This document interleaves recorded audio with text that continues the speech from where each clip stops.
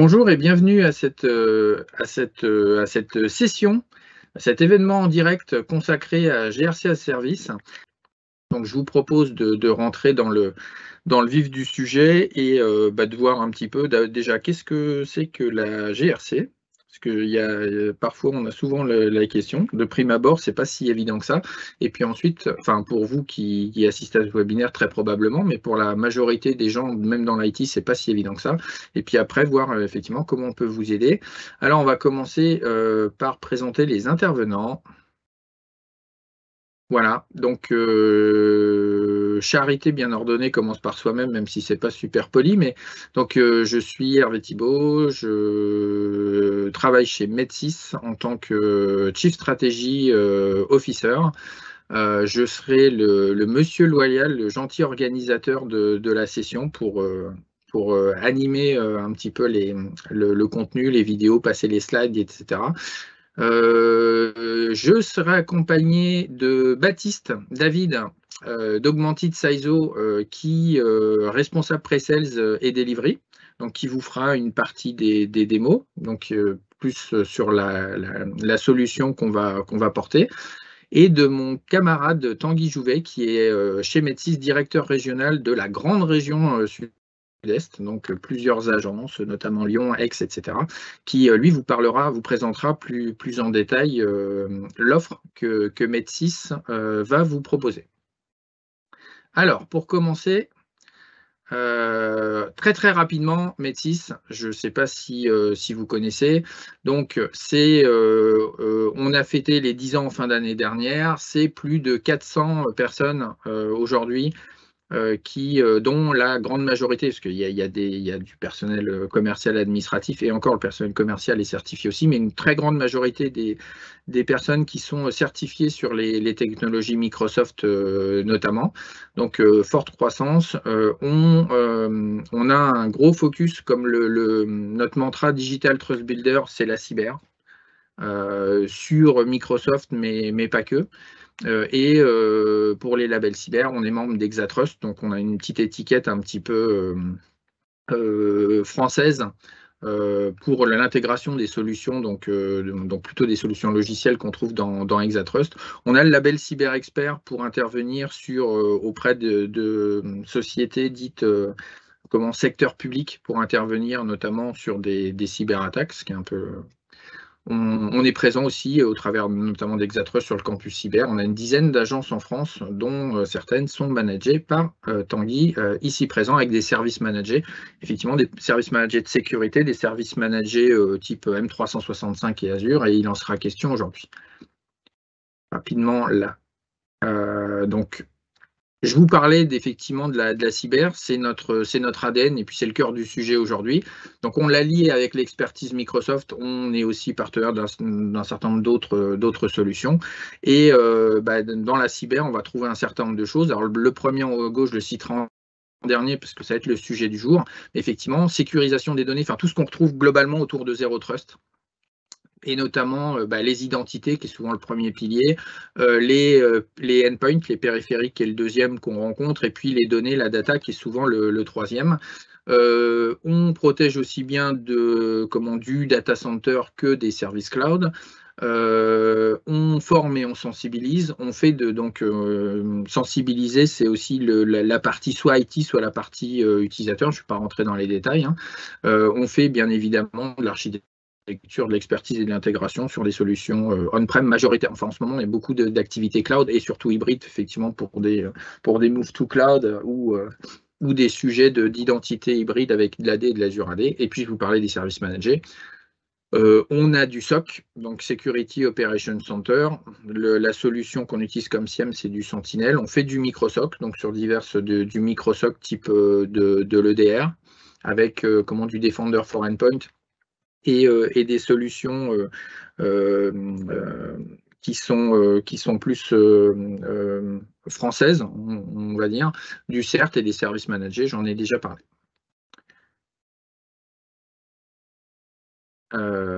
Je vais laisser Baptiste présenter Augmented Sizo.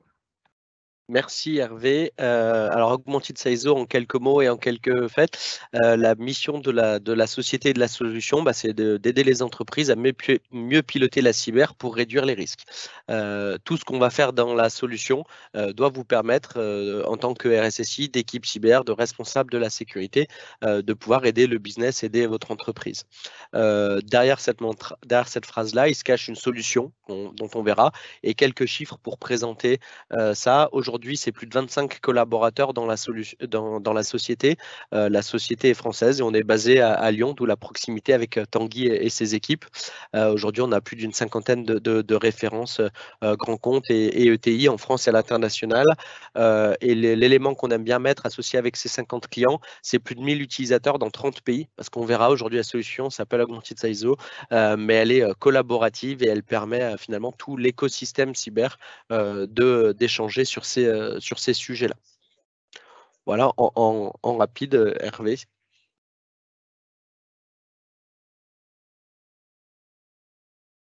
Alors Hervé a le micro coupé, donc je vais juste prendre le relais. Donc la GRC as a service, on va voir à travers cette prochaine 45 minutes comment outiller et accélérer la démarche de conformité. Hervé a rapidement parlé de la GRC. On va peut-être redonner notre définition et notre vision. Alors la GRC, c'est pas la gymnastique rythmique chinoise, c'est pas la gendarmerie royale du Canada. Merci Hervé pour ces deux références. C'est pas non plus la gestion de la relation client. Aujourd'hui, on va parler de gouvernance, de risque et de compliance, et surtout de conformité, compliance, à travers la démarche de GRC as a service. Pour rentrer dans le vif du sujet, à qui quand on s'adresse quand on parle de GRC, le plus souvent, ce sont on va dire des clients ou des entités qui sont soumis à des exigences réglementaires. Alors, on entend souvent parler d'ISO 27001, ISO 27002 et autres déclinaisons, de loi de programmation militaire pour les entreprises qui sont concernées en France, de NIS, de PCI DSS, dès qu'on va manipuler des transactions financières. Ça, c'est une première approche d'être conforme par rapport à une exigence réglementaire. Mais la GRC concerne aussi des standards, des bonnes pratiques, des référentiels qui sont publiés par des organismes français, mais pas que, ou des organismes français. On va notamment penser à l'ANSSI avec tous les guides et les recommandations publiées sur ces dernières années. On y reviendra d'ailleurs, puisqu'on va faire un petit zoom là-dessus.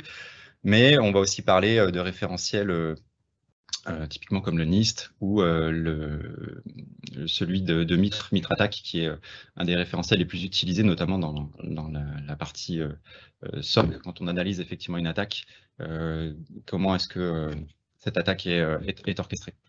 Donc en fait, cette session s'adresse à tous ceux qui ont une démarche soit de conformité, de certification, de respect de la réglementation, ou qui veulent s'évaluer par rapport à un référentiel de bonne pratique.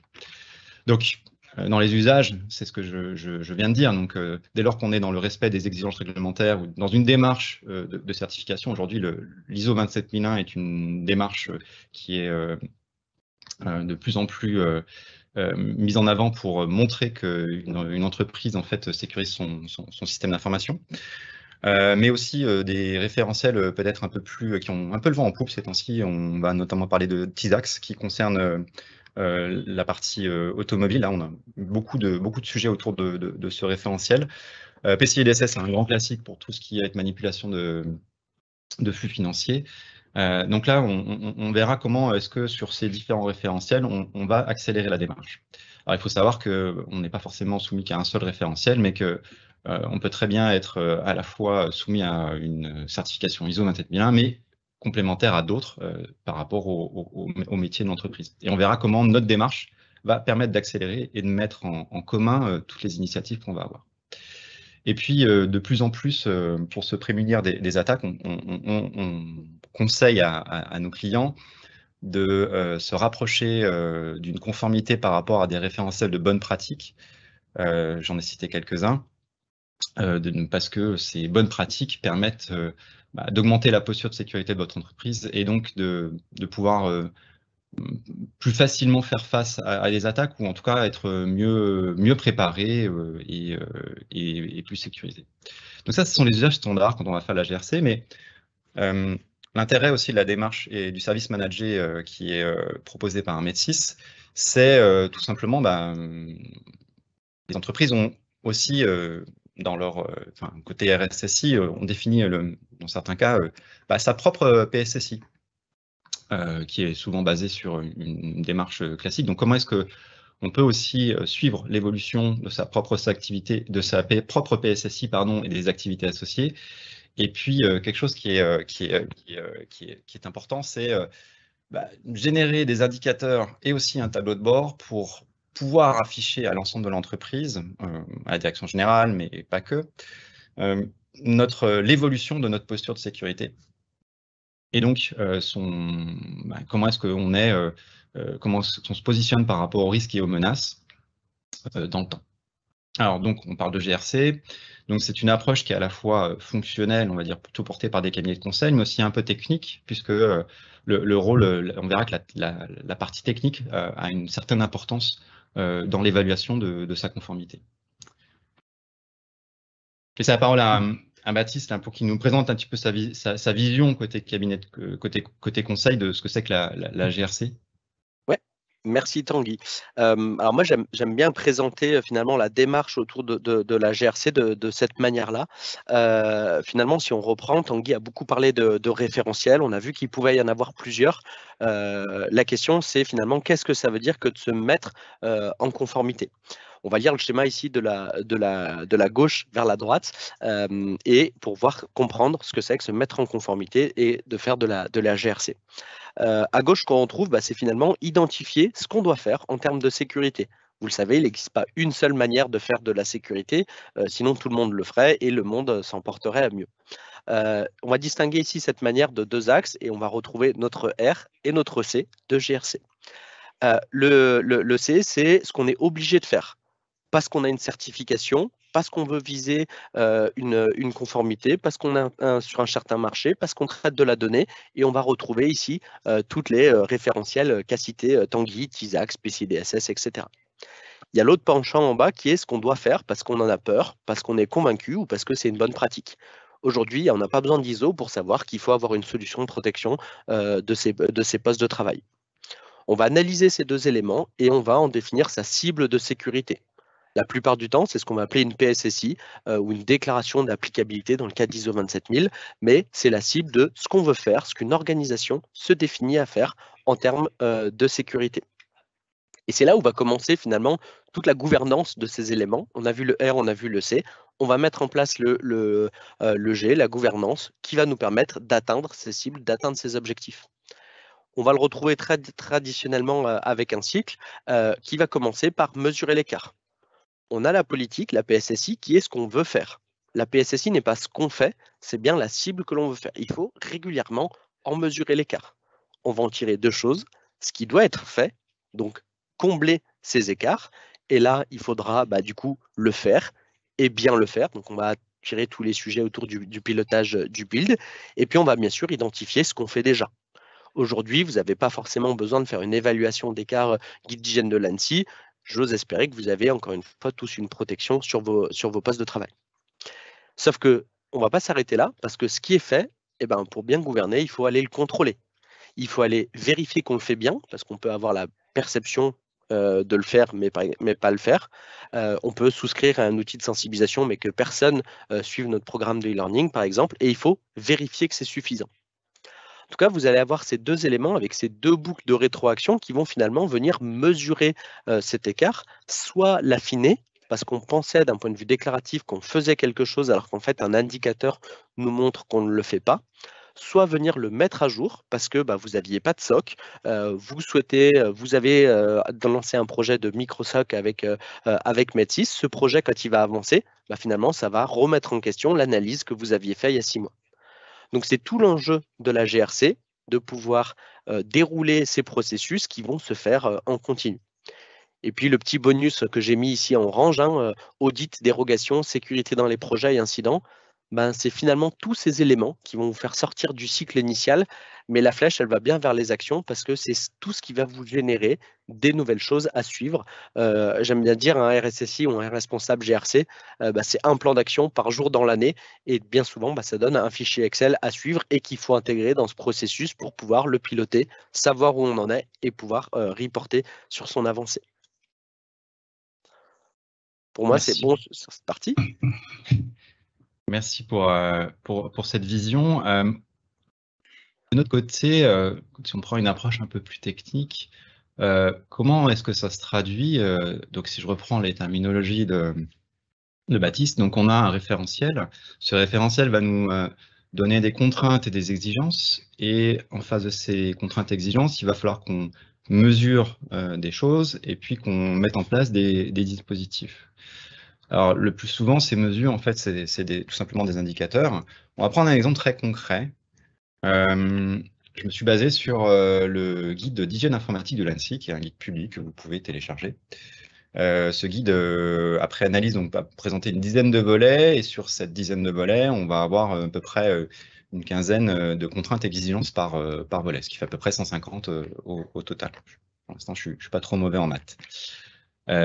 Un exemple, donc volet 3, donc on a authentifié et contrôlé les accès. Donc l'exigence 13 de ce volet 3, c'est privilégier lorsque c'est possible une authentification forte. Comment est-ce que cette conformité va se traduire? Eh bien, donc déjà, le dispositif, c'est mettre en place une solution d'authentification forte. Et comment est-ce qu'on va contrôler ce dispositif?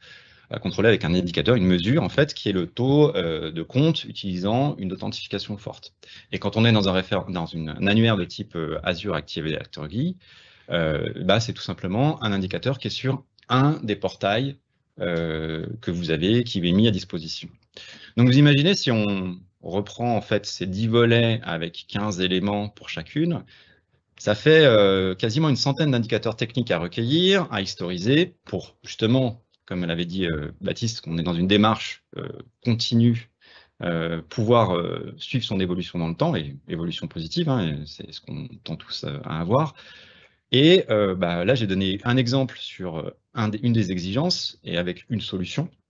Mais parfois, chez nos clients, on a un millefeuille de solutions de sécurité. C'est aussi comment est-ce qu'on va récupérer toutes ces données et comment est-ce qu'on va les agréger de manière simple et surtout que ça soit pas trop enfin, ça ne consomme pas trop de temps à vos équipes, puisque l'objectif, c'est que cette démarche vous permette de piloter votre cyber, mais pas de, on va dire, prendre tout votre temps non plus. Alors là, j'ai juste cité un exemple sur la partie dispositif, hein, le recueil de bonnes pratiques de l'ANSSI, mais on a cité quelques référentiels. Je vais vous donner deux exemples du travail qu'il faut faire quand on est sur ces référentiels. Si on prend le référentiel NIST, le 800-53, donc c'est un joli bouquin de 378 pages à analyser, dans lequel il faut aller du coup reprendre la démarche que Baptiste et moi vous avons présentée pour en tirer effectivement tous les, on va dire, les indicateurs à vérifier, les dispositifs à mettre en place et les exigences et contraintes à respecter. Si on en prend un autre, alors c'est pas ISO 27001, c'est plutôt ISO 27002, je n'avais pas le bon logo. ISO 27002, c'est 166 pages, et alors là pour le coup, il n'y a même pas d'image ni de schéma. Donc c'est 166 pages à lire, à analyser pour en sortir en fait l'essence des contraintes, des exigences qu'il va falloir respecter et comment est-ce qu'il va falloir le faire.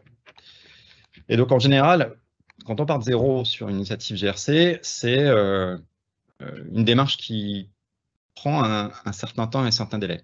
Et on va très rapidement voir, d'ici quelques minutes, comment est-ce que déjà on va pouvoir accélérer cette démarche. En général, on constate que pour une ISO 27001, la démarche c'est à peu près 12 à 18 mois pour obtenir la certification. Entre le moment où vous commencez à commander le bouquin sur Internet et le moment où vous avez le joli petit label. Et donc, la solution pour accélérer, mon cher Baptiste? À moi de jouer. Alors non, oui, pardon, j'ai oublié une stade. Mais oui, donc c'était avant la solution, en fait, la démarche globale de GRC as a Service, en fait, ça va être quoi? Ça va être un accompagnement à 360 degrés. Donc, on va vous montrer que nous, on a déjà, avec la solution Augmented CISO, tous ces référentiels et dispositifs qui sont prêts à l'emploi. Je disais tout à l'heure, vous êtes souvent déjà bien pris par vos projets de sécurité.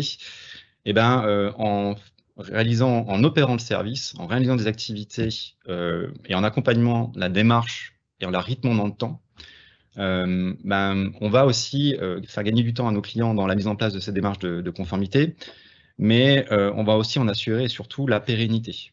C'est important, on le disait en introduction, c'est bien de mettre en place une solution, mais encore faut-il que l'initiative dure dans le temps.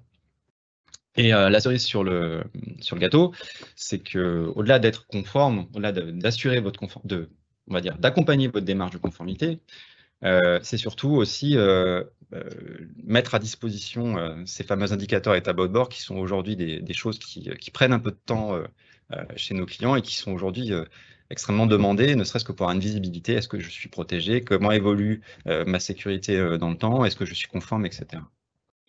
Donc ça, c'est la démarche globale et on va voir comment est-ce qu'on l'accélère. Et avant de partir sur la partie opération de service, on va surtout parler de la solution en fait qu'on opère et qui est au cœur de ce dispositif. Cette fois-ci, c'est bien à toi, Baptiste. Ok, moi je vais partir directement dans la solution. C'est vrai qu'il y avait cette slide-là. Concrètement, pour introduire le sujet, qu'est-ce que c'est qu'Augmented CISO? C'est donc une solution de pilotage de la GRC qui va nous permettre d'intégrer tous les processus GRC avec un principe assez simple, c'est de les intégrer pour les rendre plus efficaces, parce qu'on va finir de faire tout ça avec des fichiers Excel. Et comment on va rendre le pilotage de la cyber et de la GRC plus efficace et accéléré? Parce qu'il y a des processus qui sont construits, qui sont du coup maintenant outillés, qui seront interconnectés. Les flèches qu'on a vues entre eux, dans la solution, nous, on va pouvoir faire directement ce lien-là avec un aspect aussi très collaboratif et un reporting intégré dans la solution. Donc, vous voyez ici un peu l'ensemble du schéma fonctionnel, mais on va regarder un peu plus avec la solution à travers un cas d'usage assez simple.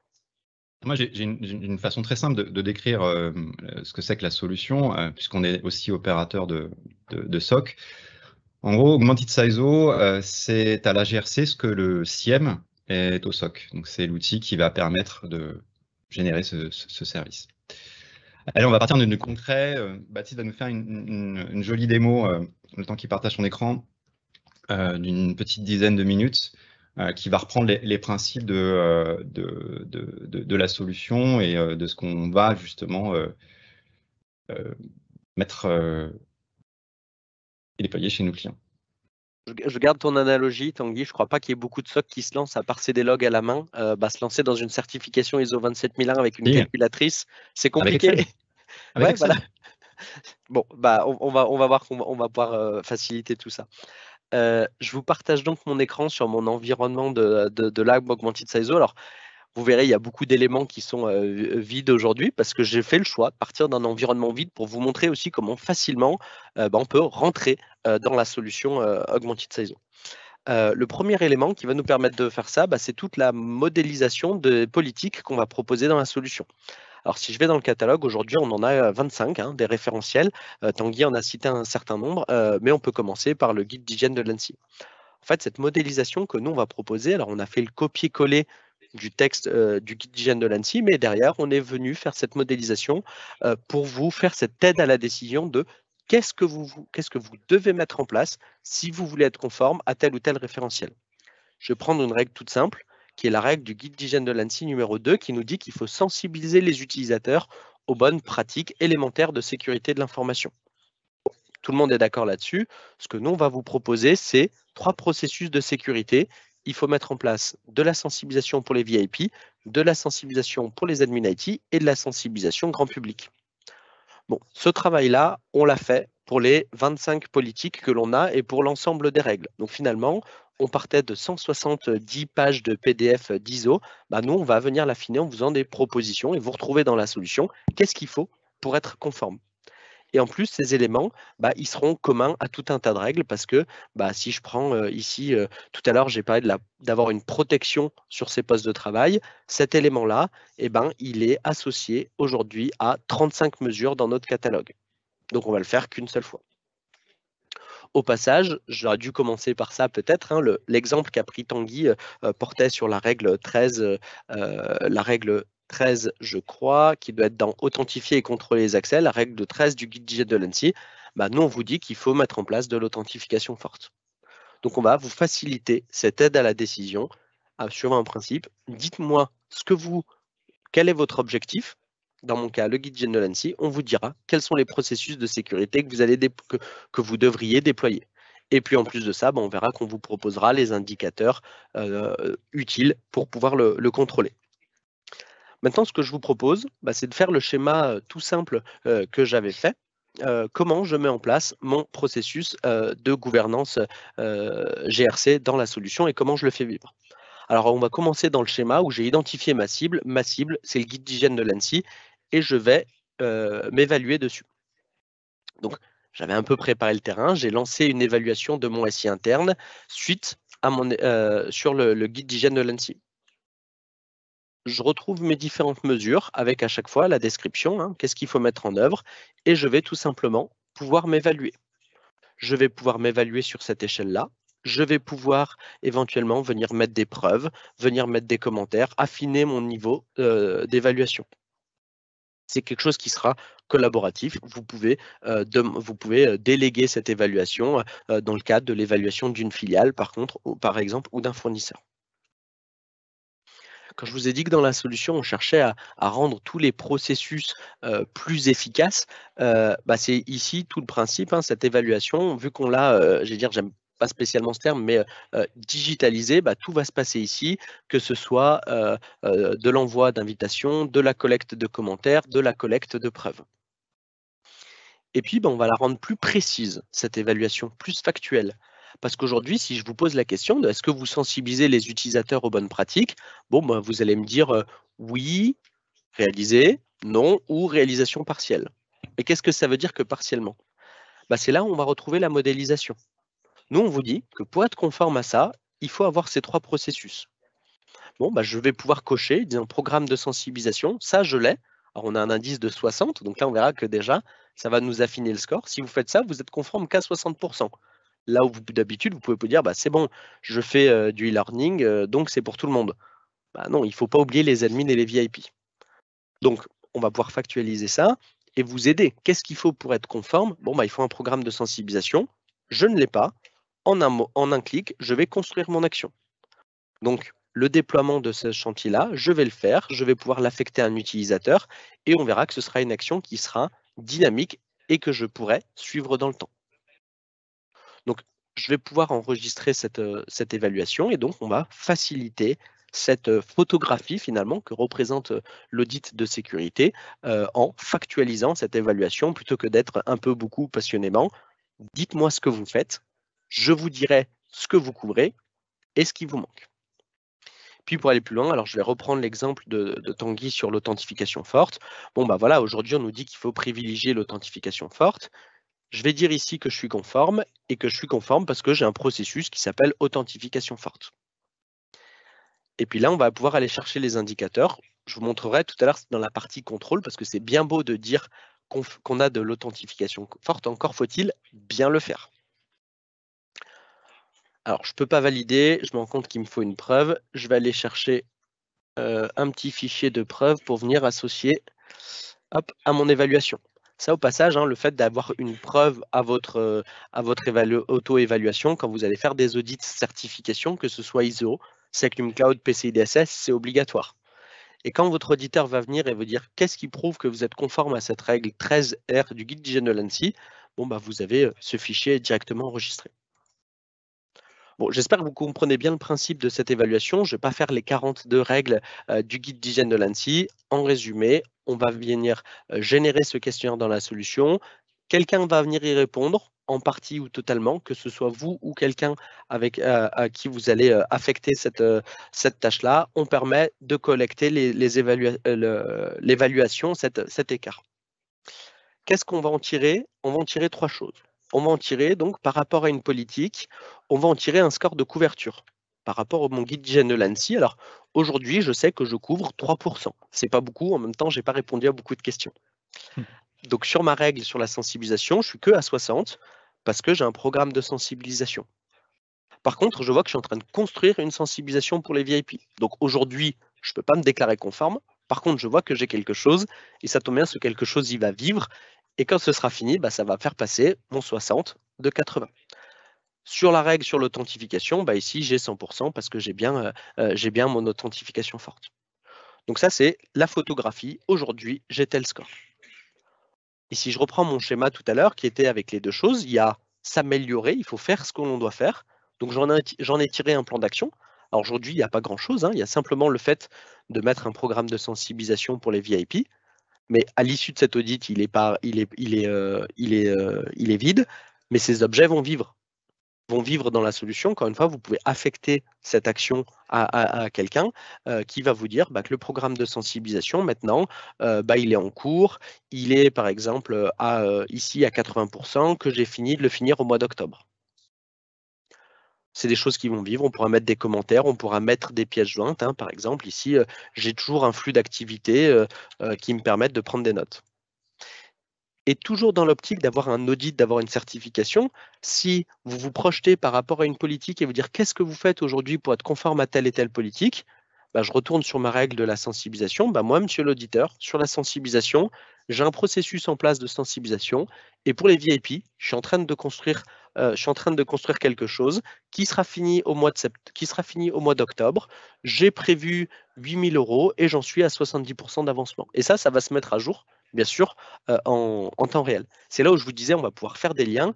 Au lieu d'avoir un audit dans un fichier Excel, un plan d'action dans un autre, et quand vous mettez à jour d'un côté, ça ne remet pas à jour de l'autre, ça va se faire automatiquement. Et bien sûr, si je passe cet élément en terminé, je vais venir marquer 80%. Donc ça, c'était finalement s'assurer le fait qu'on fait bien ce qu'on avait prévu de faire. En termes de fonctionnalité et de cas d'usage, comment ça fonctionne? Vous allez créer des actions à partir de cette évaluation. Vous pouvez les affecter à des gens, à des utilisateurs de la solution, vos chefs de projet, les membres de l'équipe GRC qui viendront mettre à jour ces actions. Donc vous allez en tirer la visibilité parce que vous savez ce qu'il y a. Et puis il y a un côté très efficacité, productivité, parce qu'il y a des rappels, parce qu'il y a de la collecte de pièces jointes et que finalement on facilite aussi le déploiement de ces actions de sécurité. Et puis la deuxième partie du processus qu'on avait vu, c'était la notion de contrôle, où il faut s'assurer qu'on fait bien ce qu'on avait prévu. Donc sur la règle 13, moi j'ai dit que j'avais de l'authentification forte, ou j'ai dit que j'avais de la sensibilisation. Mais c'est là où on va aller dans la solution chercher ce score qui est mesuré, qui sera finalement qu'est-ce qu'il y a derrière ces éléments et est-ce qu'on le fait bien. Alors, on va pouvoir utiliser différents objets, on pourra raccrocher des actions parce que l'authentification forte, il faut peut-être prévoir des mises à jour des logiciels utilisés. On va pouvoir avoir, vous le voyez ici, des tâches récurrentes qui vont être des actions régulières qu'on voudra suivre. Par exemple, sur le processus de sensibilisation, est-ce que je l'ai sélectionné? Oui, j'ai défini ici que je devais faire une sensibilisation tous les trimestres. Je vais faire un atelier de sensibilisation pour mes nouveaux arrivants. Cette action-là, on va la suivre dans la solution. On va pouvoir l'affecter à quelqu'un, avoir des commentaires, des pièces jointes, de la validation. Le bénéfice pour vous, productivité. Ça fait le côté tout doux. Pour maintenir ma conformité et la couverture de mes risques, j'ai besoin de faire ces ateliers. Parce que sinon, mes utilisateurs ne connaissent pas les bonnes pratiques et derrière, j'ai un risque qui clique sur un ransomware ou alors tout simplement, je ne couvre pas mon exigence. Donc ici, je vais pouvoir dire qu'au mois de septembre, par exemple, j'ai fait mon atelier de sensibilisation, je peux déposer une pièce jointe ou un lien. L'impact de ça, ça va remonter via le modèle qu'on a vu un peu tout à l'heure en araignée, ça va remonter sur ma politique et sur mes risques. Donc ça, c'est un des premiers moyens de contrôle qu'on a, c'est la tâche récurrente. Et le deuxième va être l'indicateur qu'on va retrouver ici derrière la notion de tableau de bord, sur lequel je vais pouvoir définir mes métriques et mes indicateurs. Donc, j'ai besoin d'aller récolter de la donnée pour savoir est-ce que je fais bien ce que j'avais prévu de faire. Et c'est là où Tanguy évoquait tout à l'heure le fait de pouvoir aller requêter une des multiples solutions de sécurité que vous avez qui va pouvoir me remonter cette information. Alors, basiquement, on pourra le faire dans la solution. On pourra demander à quelqu'un d'aller remonter tous les mois ou tous les trimestres combien vous avez d'utilisateurs qui sont connectés sur la solution de MFA, par exemple. Sauf que dans l'idée d'accélérer votre mise en conformité et votre déploiement de la GRC, c'est des choses qu'on va pouvoir automatiser. On aura des connecteurs, on aura des API, et dans le cas de services tels que celui proposé par Mathis, on va venir aller requêter tous les services de sécurité que vous avez qui vont vous générer des indicateurs et qui vont remonter sur vos politiques et sur vos risques, et ça automatiquement. Pourquoi la solution et les services de GRC as a service ont ce côté automatique? Le automatique, ça veut dire moins de temps. Et on le sait aujourd'hui, on a un des gros sujets autour des ressources humaines et du temps nécessaire au pilotage de la GRC. Et puis il y a le côté factuel, parce que quelqu'un qui vous dit oui, j'ai de l'authentification forte, bon, avec des preuves, des fichiers, etc., on le sait, il y a des limites, mais on peut quand même faire des choses. Sauf que si vous dites, moi j'ai 1000 utilisateurs dans mon AD, j'en ai 998 qui sont configurés sur le MFA, nous, c'est des choses qu'on va pouvoir faire remonter sur notre politique et de dire, d'un point de vue mesure, je viens bien ici mesurer ma conformité, j'ai l'assurance d'être bien conforme. Et c'est un élément, derrière le côté factuel, c'est d'éviter le faux sentiment de sécurité. Parce que quelqu'un vous a dit qu'il le faisait, il faut aller dans le contrôle. Et c'est tout ce qu'on va chercher à faire avec la solution, avec cette notion de contrôle, en plus de pilotage du build, qu'on pourra faire remonter sur cette politique. Tanguy, tu m'avais laissé 10 minutes. Est-ce que tu veux que je reprécise un point en plus? Est-ce qu'il y a des... Ça me semble parfait, Baptiste. Je vais passer justement aux avantages du modèle manager, en quoi ça consiste. Donc, le temps de prendre la main. Donc là, on a vu la solution au cœur de ce service manager. Maintenant, parlons un peu de en quoi ça consiste le modèle manager. Pardon, excusez-moi. Et quels sont les avantages pour vous et votre contexte? Alors, quand on parle de service manager, on parle en fait d'un constat, hein, c'est ce que disait Baptiste là, et je l'ai aussi indiqué, c'est qu'aujourd'hui on a des équipes qui sont plutôt particulièrement occupées dans ces contextes de nombreuses attaques et avec des budgets pas forcément extensibles, hein, et aussi des obligations, des risques qui sont hélas croissants, on l'a vu depuis les 2 dernières années, hein. Malheureusement, on observe une quantité d'entreprises qui sont attaquées chaque jour. Et donc, les intérêts du modèle manager dans une démarche de GRC, c'est que vous n'avez pas besoin d'être expert GRC. Alors, il faut comprendre ce que c'est que la GRC, bien entendu, il va quand même avoir les bases, mais vous n'avez pas besoin d'être expert, ni on va dire, ni d'analyser les différents référentiels dont on a vu, hein. Il y en a des plus costauds que ceux qu'on a présentés, ni d'être expert technique, c'est-à-dire que pas besoin de connaître toutes les tableaux de bord des différentes solutions, surtout si vous en avez plusieurs et d'éditeurs différents. Puisqu'en fait, avec le modèle manager, on va vous fournir le bon dispositif pour opérer la solution et animer la démarche, une démarche animée non seulement dans le cadre de sa première validation de conformité ou pas, mais aussi le suivi, parce que c'est ce que montrait Baptiste, c'est que c'est important, c'est de se mesurer dans le temps. Et le tout sans effet boîte noire, c'est-à-dire qu'on va éviter que un dispositif qui soit totalement opaque pour vous et pour les clients. Le service opéré, en fait, en quoi ça va consister de manière macroscopique? Quand on démarre le service GRC as a service chez nos clients, on commence par une première étape d'onboarding qui va consister à activer déjà le tenant qui va être propre au client, modéliser l'entreprise et le contexte dans la solution. Modéliser, ça veut dire si par rapport aux différentes entités que compose l'entreprise, donc ça peut être des entités, on va dire, par répartition géographique, par typologie de métier, hein. Si par exemple je suis dans la logistique, mais j'ai une entité aérienne et une entité ferroviaire, voilà, on va séparer un peu les référentiels parce que parfois c'est pas forcément les mêmes.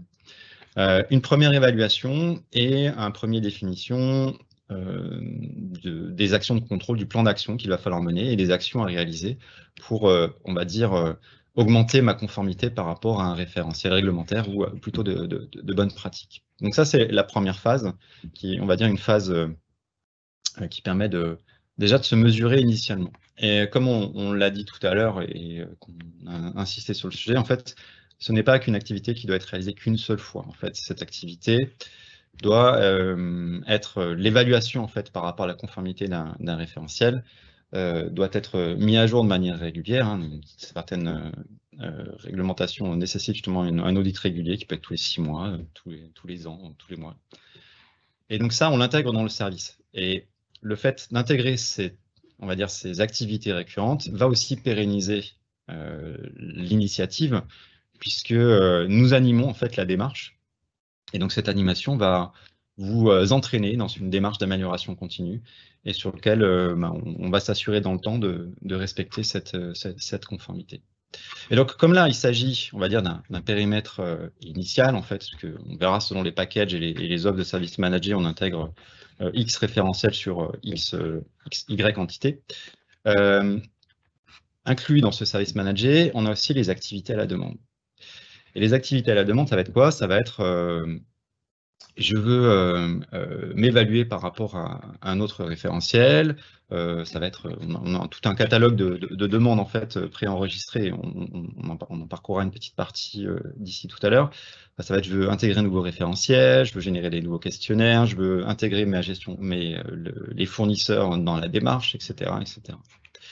Et donc l'intérêt de ce modèle-là, c'est que on réalise les opérations les plus on va réaliser une partie des opérations pour vous, ce qui va vous permettre de libérer du temps sur d'autres volets et donc de ne pas être, on va dire, pris par le temps et par cette initiative qui ne soit pas génératrice plutôt de problématiques pour vous que de confort.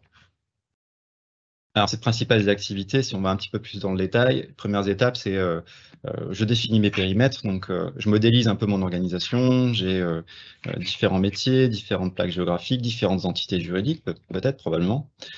Et ensuite, on va instancier ces référentiels. Comme on l'a insisté un petit peu tout à l'heure, on le reverra tout à l'heure, il y en a 25 référentiels déjà disponibles, il y en a beaucoup d'autres à venir, je le sais. On va les instancier par rapport aux différents périmètres à mettre en conformité. Et ensuite, donc, on va réaliser toute la démarche qu'a faite Baptiste sur une des exigences, c'est qu'on va scorer la conformité en identifiant les dispositifs pour chaque exigence. Donc, on va balayer un petit peu le tout. Donc, ça se fait avec vous, hein, bien entendu. Il y a des informations c'est vous qui avez, il y en a d'autres qui sont dans des solutions, il y a des preuves à apporter. Donc, on va faire ça pour chaque exigence. Et ces informations, on va les collecter soit de façon collaborative, on peut demander effectivement à quelqu'un de fournir la preuve, soit de manière automatique sur des indicateurs, notamment technologiques et techniques, où on va aller dans un tableau de bord d'une solution ou utiliser les connecteurs inclus en standard dans la solution ou ceux qui ont été développés par Metis pour pouvoir alimenter facilement ce référentiel.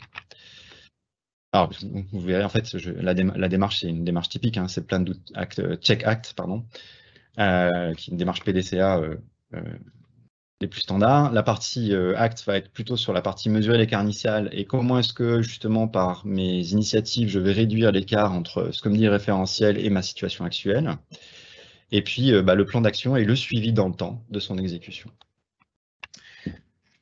La cerise sur le gâteau, comme je disais tout à l'heure, ça va être aussi créer et partager des tableaux de bord. Donc, tableaux de bord qui vont être pour moi en interne, pour mes actionnaires, pour mes dirigeants. C'est quelque chose qui sont de plus en plus demandé. Quelle est mon exposition par rapport aux différents risques? Et puis, toute cette initiative qu'on a menée, en fait, on met en place aussi un dispositif pour maintenir cette conformité dans le temps, pour s'évaluer dans le temps. Vérifier que les actions sont bien en cours d'exécution et est-ce qu'elles font augmenter ou pas ma posture de sécurité. Voilà, tout ce dispositif en fait est opéré par les services managés en totalité ou de manière partielle selon les activités que vous allez nous déléguer. Alors non, tout ça, c'est quoi la force du service GRC as a Service? Alors, la première chose, c'est que on a déjà fait le travail d'analyse pour vous sur les politiques standards du marché, que ce soit des politiques plutôt sur les référentiels du marché, que ce soit des des politiques de mise en conformité réglementaires ou des guides de bonne pratique. Donc on a à peu près 25 qui sont d'ores et déjà disponibles et d'autres à venir. Et la force, c'est que sur chacune de ces politiques, on a déjà tout un catalogue prédéfini et intégré un standard de dispositifs, d'indicateurs, de tâches et activités qui sont bien entendu déclinés dans le contextualisés, déclinés dans le concept, dans le contexte, pardon, et sur lequel on va grandement accélérer la démarche. Alors, c'est pas que du clic-clic, hein, bien entendu, il y a quand même une belle part de contextualisation par rapport à des choses qui peuvent être ou pas applicables, des dérogations, etc. Et donc tout ça est fortement accéléré par la solution Augmented ISO elle-même. Ce qu'on constate, c'est qu'en adoptant la combinaison entre les services managés et la solution Augmented ISO, on gagne à peu près 50% du temps sur un planning et des charges associées dans le cadre du déploiement d'un référentiel, ce qui fait un retour sur investissement assez rapide. Et de surcroît, je vous parle juste du premier référentiel. On l'a vu avec Baptiste tout à l'heure, on peut mutualiser certains indicateurs entre référentiels. Il y a des référentiels qui comportent des approches qui sont similaires sur certains dispositifs et contraintes, et donc du coup, ça va nous permettre d'accélérer, par exemple, la démarche du second référentiel. Donc ça, c'est côté solution, et par rapport au service manager, pourquoi le service manager par rapport à un MED6 ? C'est qu'on est sur un modèle où vous gardez la main et vous nous déléguez une partie des activités pour vous concentrer sur votre métier, sur les tâches que vous avez faites. Et donc, l'opération du service vous permet de gagner du temps. Un deuxième volet, c'est que donc, avec les clients qu'on opère déjà aujourd'hui, nous a permis de disposer d'un nombre significatif de retours d'expérience sur des contextes assez proches, assez similaires. Il y a des choses effectivement qui sont assez proches d'un métier à l'autre, d'une entreprise à l'autre. Et donc, de par les clients une multitude de clients de MED6, on arrive effectivement à dire, bah voilà, comme les bonnes pratiques, quelles sont les bonnes pratiques que l'on constate sur tel et tel métier, telle et telle entreprise de taille similaire. Ça, c'est quelque chose qui est assez important. C'est vous apporter effectivement l'expérience ou des bonnes pratiques qu'on a observées chez d'autres clients qui pourraient avoir un rapport avec vous. On l'a vu, la démarche de GRC, c'est une démarche qui est à la fois fonctionnelle mais aussi technique. Quand on va scorer sa conformité par rapport à un référentiel, dans une bonne partie des cas, on a quand même des activités techniques derrière d'intégration de mise en conformité de solutions techniques et qui, mieux qu'un intégrateur, peut vous faire des plans d'action concrets sur la sécurisation et les actions à réaliser sur votre SI que MED6, tout simplement, parce que au-delà du savoir-faire sur la technologie Microsoft, on a tout aussi une expertise sur les solutions cyber les plus pertinentes sur le marché qu'on a développées. Un autre volet, comme je le disais, donc multitude de solutions. Quand on a un millefeuille de solutions, on a des clients qui ont fait un mix and match effectivement de plusieurs éditeurs, de plusieurs solutions. C'est parfois assez c'était pas mal de charges et de temps pour collecter tous les indicateurs et les informations techniques dont on a besoin pour scorer, pour renseigner les différents indicateurs de nos référentiels. Et donc, Baptiste a parlé de certains connecteurs qui étaient déjà disponibles out of the box dans la solution. Nous, MED6, on va être aussi capable de créer ce lien entre ces solutions, parfois des solutions qu'on pourrait, entre guillemets, qualifier pas d'exotiques, mais pas forcément simples à interconnecter, avec Augmented ISO. En fait, il y a tout un dispositif qu'on a développé et qui nous permet, et je vous donnerai un exemple très concret tout à l'heure, de renseigner ces informations de manière fluide et automatique. Et puis, donc ça, je l'ai déjà dit tout à l'heure, mais quand on fait une activité pour un référentiel, on a aussi donc ces activités qui peuvent être mutualisées avec d'autres. Ça, c'est effectivement la force du service, c'est que si vous mettez à la fois en conformité avec l'ISO 27001, mais aussi vous voulez vous évaluer par rapport au NIS 853, il y a une partie de certaines contraintes et exigences qui peuvent être plus ou moins semblables. Enfin, et ça c'est très important, et c'est peut-être le point sur lequel je voudrais mettre le plus l'accent, c'est la pérennité de l'initiative. Une initiative GRC, c'est pas une initiative qu'on lance et qu'on arrête au bout d'un mois. C'est une initiative continue dans le temps qui doit être suivie et animée. Et l'essence même du service manager, c'est d'animer cette initiative dans le temps. Donc, comment ça va se concrétiser, cette offre de service manager? Donc, on a développé trois gammes de services. Une gamme starter pour faire une évaluation sur quelques mois.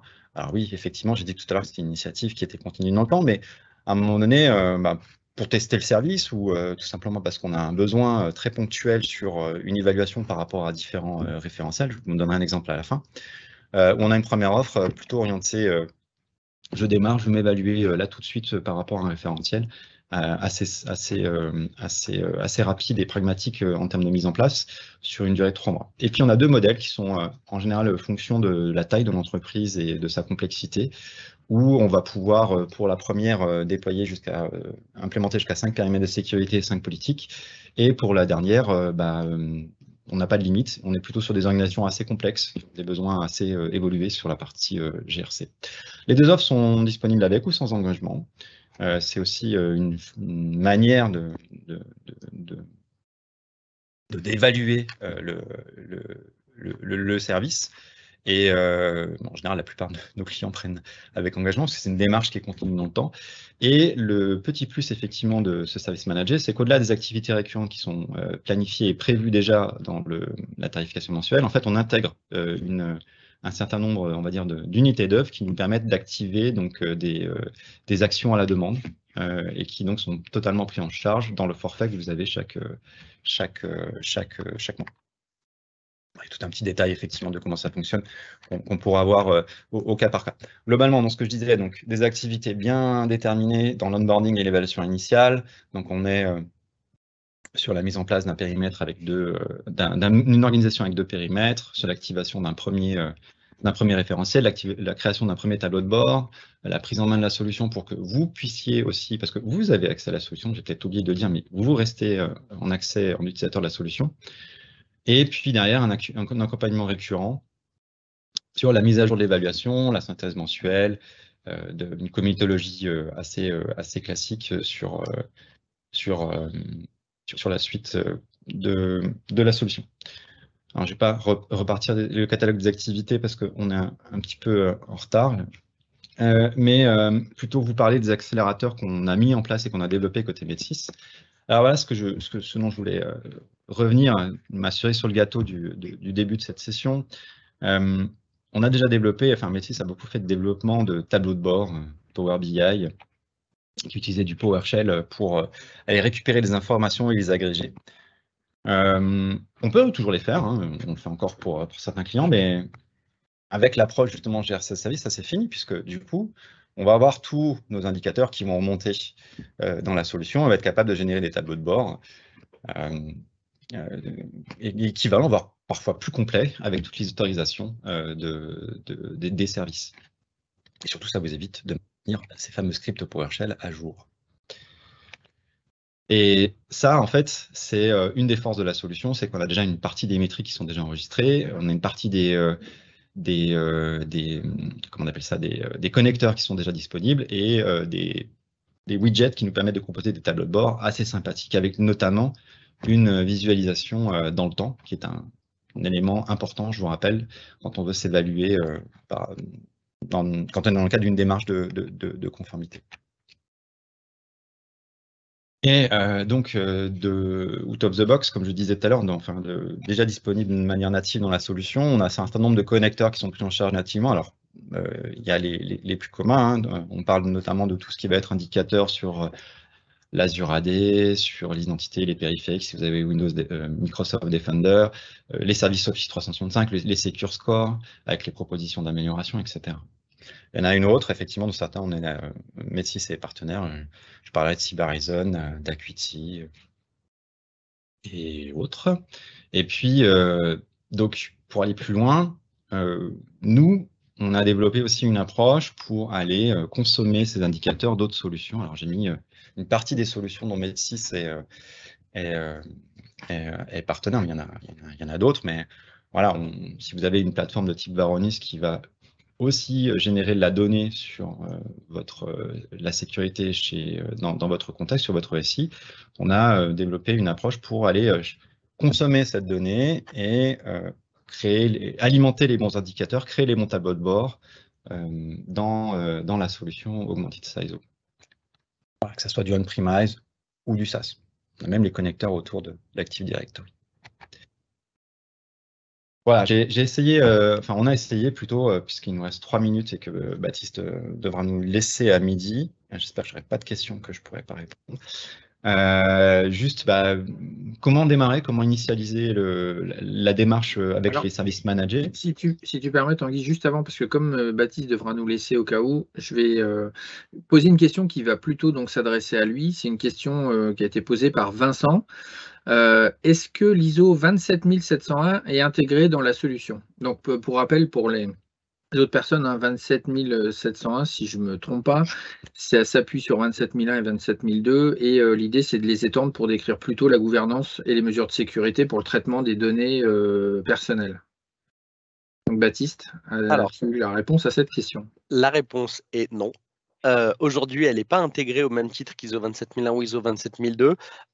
Aujourd'hui, 27 septembre. Comme disait Tanguy, c'est une liste qui évolue beaucoup. On en publie une par mois. On est en train de travailler sur SOC 2. On est en train de travailler sur Swift, par exemple. Et donc, c'est des choses qu'on peut très faire facilement évoluer, où Metis a aussi la capacité, et Tanguy évoquait les consultants certifiés, ils sont aussi certifiés à cette action de modélisation. Ok. Ouais, effectivement, et la base, c'est tout ce qui est déjà présent et qui permet d'accélérer. Mais on n'est jamais sur du next, on est plutôt sur effectivement quelque chose qui va être assez contextualisé, hein, même l'évaluation est contextualisée, même si le référentiel va rester quelque chose de prédécrit dans la solution. Comment démarrer? Quelque chose d'assez pragmatique et plutôt très tendance. Pour le coup, on a mis en place donc une offre qui s'appelle Cyber Rating, hein, qui va être, vous choisissez un des 3 référentiels de l'ANSSI. Donc, il y en a 3 qui sont assez sympas. Secnum Cloud, il y a guide d'hygiène informatique, ce qu'on a commencé à montrer, et tout simplement le guide Active Directory. C'est qui date de 2014, mais qui reste d'actualité.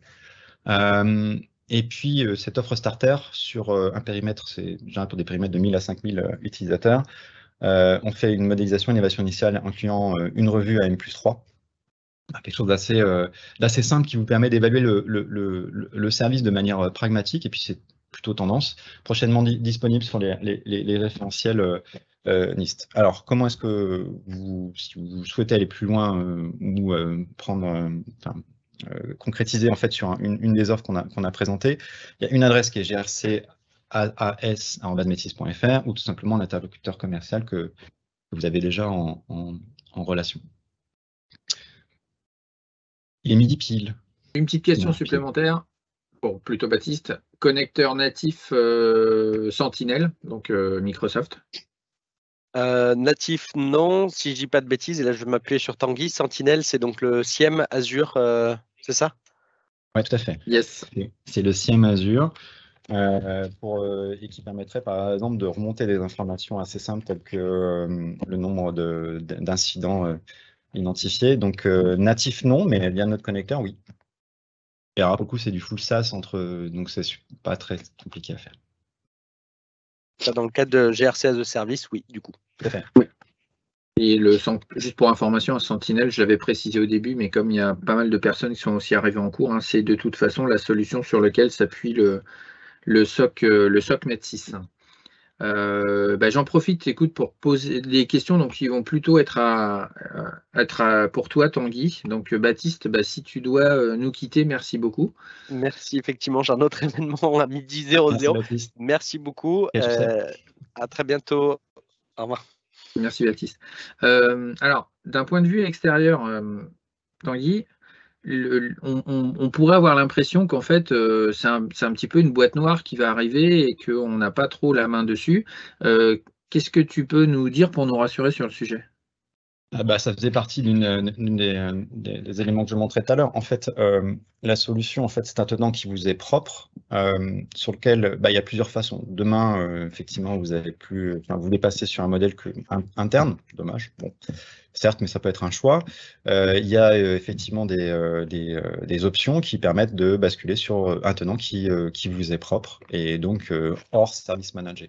Après, il y a aussi une autre approche, c'est tout ce que vous avez fait. En fait, la donnée est totalement exportable et là, vous pouvez retourner sur les traditionnels fichiers Excel. Bon courage.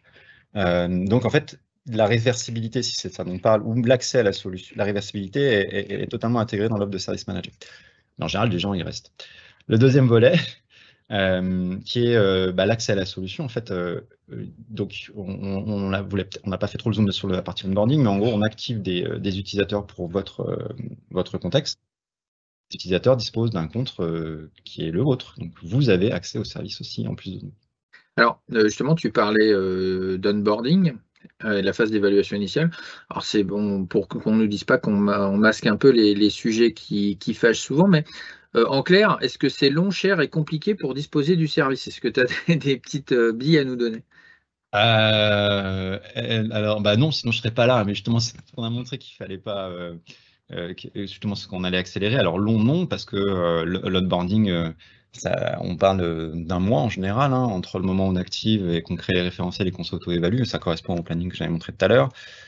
Cher, non, parce que on parle d'une offre de quelques milliers d'euros par mois, hein, et bien en dessous de 10 000 euros, on est d'accord. Qui va dépendre de la solution, de l'offre que vous allez choisir, mais surtout de l'offre que vous allez choisir, et puis un petit peu de l'engagement ou pas, et la taille de votre structure. Mais non, c'est moins cher que de faire du tableau Excel et que de prendre un consultant en full-time pour faire ces activités-là. On a bien senti que tu n'étais pas un grand ami de Excel. Si, mais pas là. Mais pas là. Plus depuis qu'on a cette offre-là. Et que tu es fan de Power BI notamment. Plus, maintenant j'ai délaissé mes premiers amours. Juste pour préciser quelque chose quand même, on a bien sûr on a énormément de clients qui sont en environnement internationaux, donc on suppose qu'il n'y a pas que le français. Très bonne question. Alors, il y a deux choses. Déjà, vous avez vu, on a effectivement intégré les référentiels qui sont des référentiels américains. Hein, je parle du NIST, NITRE et autres. Donc, le service est disponible en anglais et en français. Langue exotique sur demande. Mais principalement en anglais et en français, que ce soit dans les interfaces, mais aussi dans les interlocuteurs et les experts, en fait, métis, qui vont animer le service. Tout comme la comitologie. En général, on nous demande l'anglais ou le français. Voilà. Oui, un peu comme de toute façon ce qu'on est capable en mesure d'adresser ou ce qu'on nous demande d'adresser de toute façon au niveau du SOC. Écoute, je n'ai pas de questions supplémentaires. L'heure, elle est un tout petit peu dépassée. Merci à toutes et tous de vous être joints à nous ce matin. Merci à Tanguy et à Baptiste pour cette session. Et puis, on vous dit à bientôt pour un autre webinar, que ce soit Metis ou Augmented Sizo. Merci à tous. Au revoir. Bonne journée.